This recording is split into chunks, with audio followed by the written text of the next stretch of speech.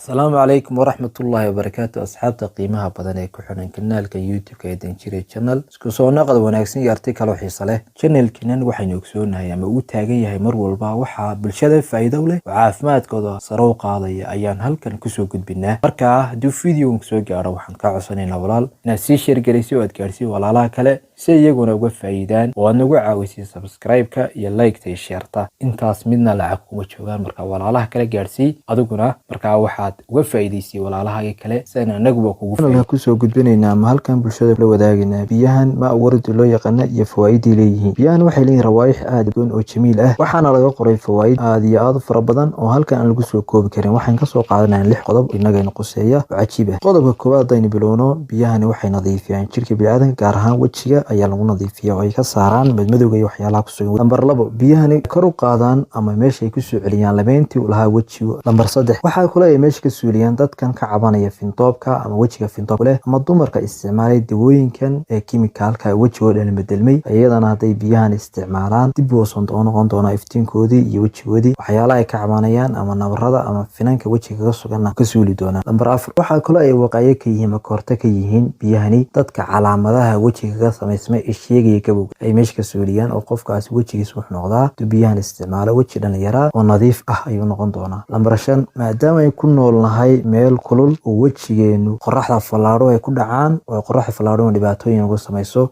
biyahan qofkan isticmaalo way ka hortagaysaa falaadhada qoraxda ay wajiga waxyaalaha ay ku sameeyeen oo meesha ka suulinaysa. Lambar 6 dadka ka cabanaya inay xasaasiyad ku leeyihiin wajiga ama xasaasiyad badan ay dareemayaan waxyaalaha kareemka isticmaalaan kale xasaasiyad ku leeyihiin biyahan isticmaalaan oo ay joogteeyaan xasaasiyadaas waa ka suuli doontaa waana ka baabi'i doontaa biidinillah. Waxa laga yaabaa inaad isweydiinaysan see loo isticmaalayaa biyahan. Waxa loo isticmaalayaa qofku wuxuu soo qaadanaya weel wuxuu ku shubayaa biyihii ma wardiga ayuu ku shubayaa cudbi yarna wuu soo qaadanaya oo nadiif ah kadibna wuxuu isticmaalayaa biyihii iyo cudbigii ayuu wajiga isticmaalaya oo marinaya ilaa wajiga ka qalalana wuu daynaya. Maalintiina wuxuu isticmaalayaa 2 jeer ayuu isticmaalayaa habeenkiina hurdada ka hor ayuu isticmaalayaa. Marka qofkaas wuxuu noqon doonaa qof wajigiisa uu noqon doono nadiif oo hagaagi doona. Cidii u baahan meesha laga helayo in laga caawiyana wayna la soo xiriiri doonaan xagga hoose ayaan u dhigi doonaa meelaha laga heli doona insha Allah. Intaan kulmi doono video kan lamida waxaan kaga tagay fi amaanillah.